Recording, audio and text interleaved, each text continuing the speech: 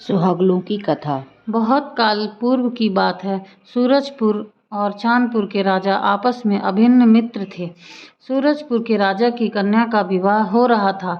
विवाह में चांदपुर के राजा भी आए। उन्होंने देखा कि सूरजपुर नरेश अपनी कन्या को सब कुछ दे रहे हैं। हाथी, घोड़े, दास दासियां तथा आकोट संपदा भी दी और बारातियों का स्वागत भी बड़े आनंद से किया। विदाई में बड़े आनंद के वातावरण में हुई।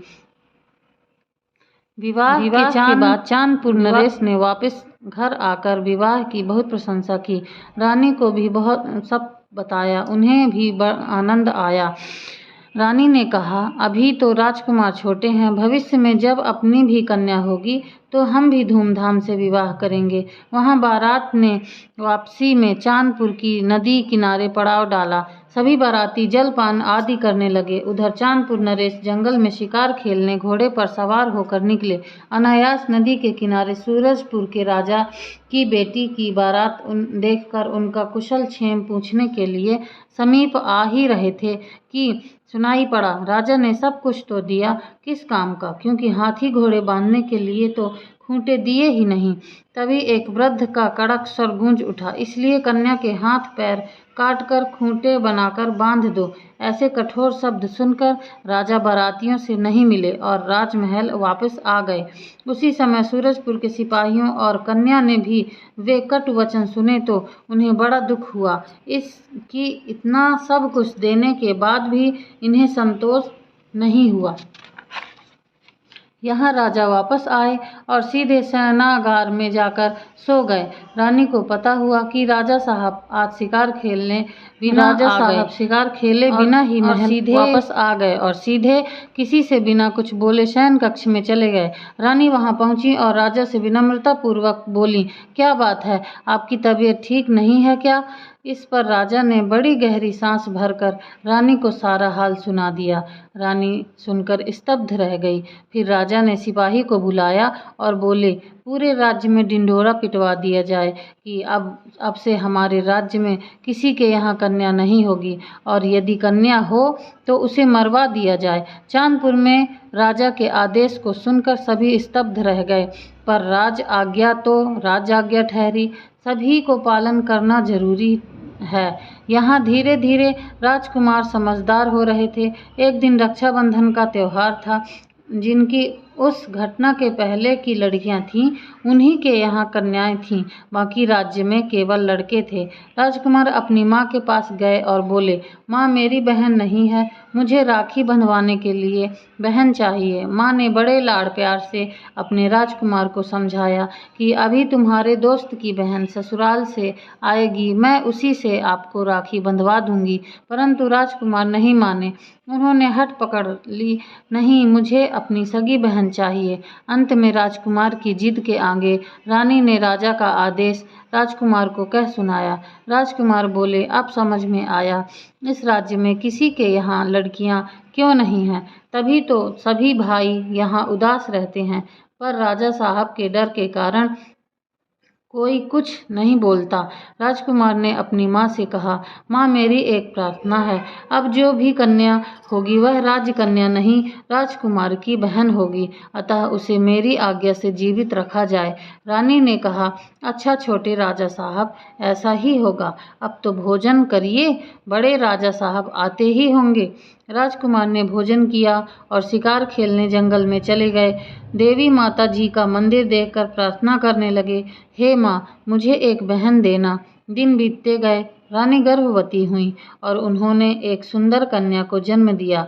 राजकुमार खुश हो गए। इसी बीच राजा साहब विशेष कार्यवश राज्य के दौरे पर गए हुए थे। राजकुमार अपनी बहन को बहुत चाहते थे। रानी भी राजकुमार को खुश देखकर बड़ी प्रसन्न होती, पर राजा की आज्ञा का ध्यान आते ही दुखी होकर भगवान से प्रार्थना करने लगती और मन ही मन डरती थीं कि कहीं यह बात राजा साहब को पता न चल जाए। कहीं दोनों को मृत्यु दंड न दे दें। इसीलिए रानी ने राजकुमार के लिए ऊपर की मंजिल में ही व्यवस्था कर दी थी। उसके लिए वहीं पर आया का प्रबंध कर दिया और दासी को समझा दिया कि यदि राजा साहब घर पर रहें तो इसको यहीं ऊपर के कमरे में बंद रखना। इसी प्रकार समय बीतता गया। एक दिन दोपहर के समय जब राजा साहब भोजन कर रहे थे, कांसे के लोटे गिलास में पानी रखा था। कन्या ने जैसे ही झांका, उसकी परछाई पानी के गिलास में राजा ने देख ली। राजा क्रोध में तमतमाते हुए भोजन से उठकर खड़े हो गए। दास दासियों ने कहा, रानी कहाँ है? ऊपर कौन सी कन्या है जिसकी छाया मैंने अभी पानी में देखी? रानी को काटो तो खून नहीं। वे अत्यंत डर गईं।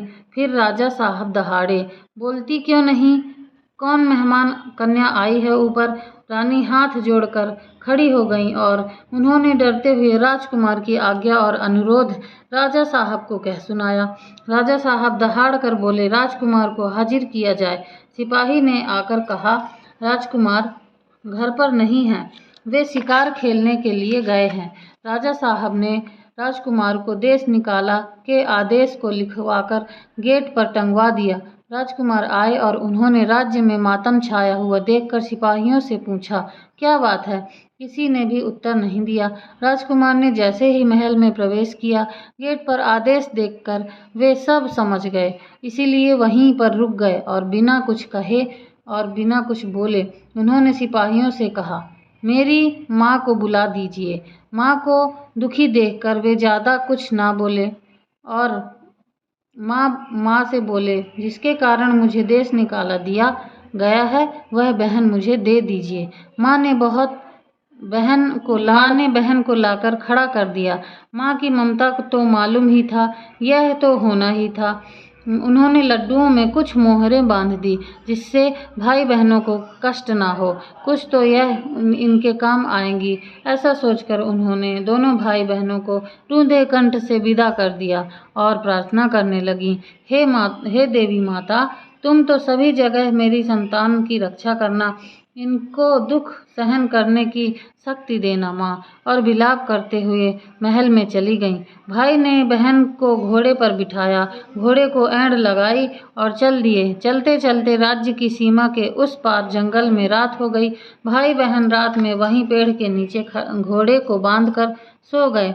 दूसरे दिन भाई बहन ने मिलकर वहाँ एक झोपड़ी बना ली और रहने लगे। दिन में भाई काम पर चला जाता और बहन बेचारी दिन भर झोपड़ी में अकेली रहती। एक दिन वह अपने भाई से बोली, भैया तुम तो काम पर चले जाते हो, मैं अकेली रह जाती हूँ, इसलिए आज पास के गांव का बाजार है, वहाँ से मुझे चुनैया मुनैया ला देना। भाई ने कहा, ठीक है, अब की बाजार ला दूंगा, अभी मेरे पास धन नहीं है। बहन ने एक मुहर निकाल कर दी। भाई ने उसके लिए चिनैया मुनैया ला दी। वह उसके साथ खेलती रहती। धीरे धीरे समय कटने लगा। एक दिन वह खेलने में लग गई और चिनैया मुनैया को दाना पानी देना भूल गई, जिसके कारण वे झटपटाने लगीं। जैसे ही कन्या की नज़र उन पर पड़ी, देखते ही देखते चिनैया मुनैयों का झटपटाना भी बंद हो गया। वह घबराने लगी और रोने लगी। हमारे माता पिता ने हम लोगों को निकाल दिया। भाई ने कितनी मुश्किल से मेरे लिए चुनैया मुनैया ला कर दी थी, वह क्या सोचेगा, मेरी बहन इनकी देखभाल भी नहीं कर सकी। इस प्रकार सोच सोच कर वह जोर जोर से रोने लगी। उसकी करुण पुकार औसान देवी माता जी को सुनाई दी, जो उस समय वन विहार के लिए निकली हुई थी। माता बुढ़िया का रूप बनाकर उसके पास पहुंची और बोली, बेटी क्यों रो रही हो? कन्या ने अपनी सब कहानी रोते हुए माता जी को सुना दी। माता जी बोली, रो नहीं, मैं आ गई हूँ, अब सब ठीक हो जाएगा, पर तुम्हें एक काम करना होगा। कन्या बोली, माता जी मुझे क्या काम करना पड़ेगा?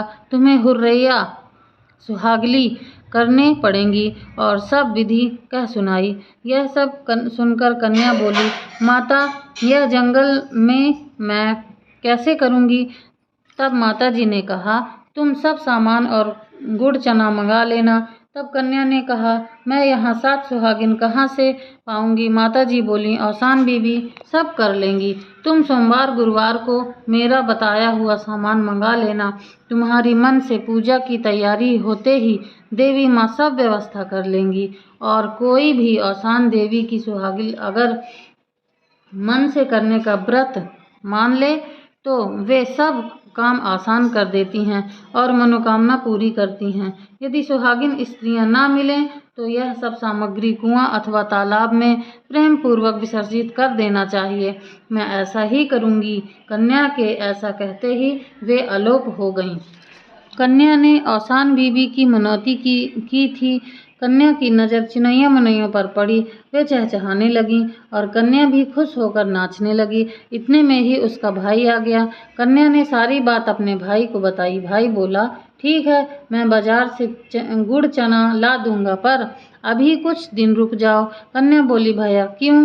भाई ने कहा, सुहागली करना है तो ज़्यादा गुड़ चना मिठाई श्रृंगार का सामान लाना पड़ेगा। जरा धन कमा लूँ फिर ला दूंगा। कन्या ने फिर 3 मुहर निकाल कर दी और कहा, इससे सामान ला देना। भाई गांव की बाजार जो इतवार को लगती थी सब सामान लाकर रखकर अपने काम पर चला गया। दूसरे दिन सोमवार था। कन्या ने प्रातःकाल अपनी झोपड़ी को गोबर से लीपा, साफ सुथरा करके स्नान कर तैयार होकर सामान जमाने लगी तो उसने गुड़ चना के पैकेट खोले तो गुड़ तो ठीक था पर चना बिना भुजा हुआ था। वह सोचने लगी, मैंने यह सामान कल खोलकर नहीं देखा, अब मैं क्या करूं? यह चने कैसे भूंजे जाएं? चिनैया मुनैया ने बाहर दौड़ लगा दी। कन्या समझ गई कि अब भाई घर पर नहीं है, बाहर ही किसी को खोजना चाहिए जो जल्दी से इन चनों को दोपहर से पहले भुंजवा कर ला दे। वह चने टोकनी में लेकर बाहर खड़ी होकर किसी के आने की राह देखने लगी। इतने में वहां से एक बारात गुजरी। उसने आवाज़ लगाई, मेरे चने बाजार में जाकर भुंजवा दो। बाराती हंसने लगे, अरे यह जंगल में कौन कन्या है, जब तक हम इसके चने भुंजवाएंगे हमारी बारात आगे निकल जाएगी। रहने दो, ऐसा कहकर वे आगे बढ़ गए। थोड़ी देर बाद वहीं से मुर्दा वाले निकले। कन्या ने उन्हें बताया कि औसान बीबी की सुहागली करना है, मेरे चने भुंजवा दो। उन्होंने कहा, हम अशुद्ध हैं। पर एक वृद्ध ने कहा, भाई एक जन गांव में जाकर भुंजवा दो, हमें उतारा लेना ही है, हम यहीं थोड़ी आगे रुक जाएंगे। वह एक व्यक्ति ने चने की टोकरी ली और गांव की ओर चला। जैसे ही चने भांड में भुंजने लगे, जैसे जैसे चने भुंजते वैसे वैसे उनका मुर्दा ठीक हो जाता और वहां बारातियों का दूल्हा मुरझाता गया। उस व्यक्ति ने चने लाकर उस कन्या को दिए। इधर चिनैया मुनैया, जो वास्तव में देवी माता की प्रतिमूर्ति थीं, अंदर पूजा की तैयारी कर रही थीं। पहले चौक लीपकर उसमें चौक पूरा पटा रखा, कपड़ा बिछाया, कपड़े के ऊपर 7 छुई मिट्टी को जमाया, पान में चंदन से देवी जी की मूर्ति बनाई, ओम लिखकर बना दी। फिर गौर कलश और उस मूर्ति को महावर हल्दी लगाकर स्वयं महावर लगाया। देखते देखते सब तैयारी हो गई। माता रानी की कृपा से सभी देवियां स्वर्ग से सुहागिनों का रूप रखकर आ गईं और सभी ने विधि विधान से सुहागलें संपन्न की। सभी ने प्रसाद ग्रहण किया और कन्या को आशीर्वाद देकर अपने अपने भवनों को चली गईं। इधर दूल्हा के मुरझाने से परेशान बाराती कन्या को खोजते हुए आ पहुँचे और चिल्लाने लगे कि वह कन्या कहाँ है, उसने पता नहीं क्या कर दिया है कि हमारा दूल्हा मुरझा गया। उसी समय मुर्दा वाले आ गए और बोले, वह देवी कौन है, कहाँ है जिसके कारण हमारा मुर्दा अच्छा हो गया। इतने में वह कन्या बाहर आई और बोली, एक का दूल्हा मुरझा गया, एक का मुर्दा ठीक हो गया। यह सब कैसे हुआ, क्यों हुआ, मैं क्या जानूं, जाने औसान बीबी माता। और उसने अपनी पूरी कहानी कह सुनाई और बोली, आप भी सुहागिन माता की सुहागिलों की मनौती मना लो, आपका मुरझाया दूल्हा ठीक हो जाएगा। सभी बड़े खुश हुए और मनौती मानकर दोनों अपने अपने घरों को चल दिए। मुरझाए दूल्हे की बहू जब ससुराल पहुंची तो उसने सास से कहा, पहले सुहागिनें न्योतिए, फिर मैं अंदर प्रवेश करूंगी। उन्होंने सुहागिनें न्योत कर हंसी खुशी सुहागिलें की। मुर्दा वालों ने भी अपने घर में सुहागिलें करवाईं। उधर राजा रानी की हालत खराब हो चुकी थी। राजा साहब बीमार थे, उन्हें माता रानी ने स्वप्न में दिया कि राजकुमार राजकुमारी को राज्य में वापस लेकर आएं, अन्यथा तुम्हारा राजपाट सब नष्ट हो जाएगा।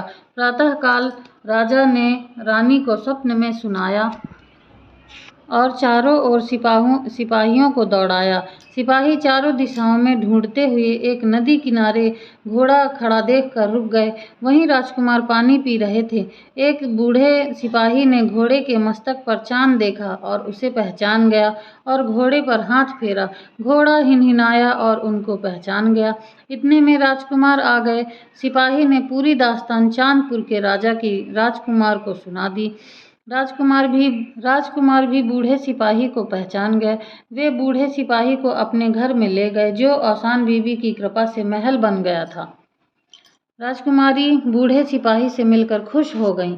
उन्होंने अपनी व औसान बीबी माता की कहानी बूढ़े सिपाही से कह सुनाई, पर उसने जाने से मना कर दिया और कहा, जब मेरे माता पिता औसान देवी की सुहागिलें करेंगे तभी हम लोग राज्य में वापस जाएंगे। सिपाही ने पूरी दास्तान आकर राजा रानी को सुनाई। राजा रानी ने कहा, हमें हमारे राजकुमार राजकुमारी मिल जाएं, हम 7 जोड़ी औसान बीबी की सुहागिलें कर देंगे। फिर वे राजकुमार और राजकुमारी को लेने गए और खुशी खुशी राज्य में आकर उन्होंने औसान बीबी की सुहागिलें की। एक बार फिर से चंद्रपुर में खुशियां छा गईं और सभी लोग सुख शांति के लिए औसान देवी की सुहागिलें करने लगे। उस दिन से संसार में औसान बीबी की मान्यता कष्ट से मुक्ति अथवा किसी खुशी के अवसर पर पूजन करने की हो गई है। इनकी मनौती अब कभी अपूर्ण नहीं रहती। ने जैसे उनकी मनोकामना पूरी की, ऐसी सबकी मनोकामनाएं पूरी करें। बोलो।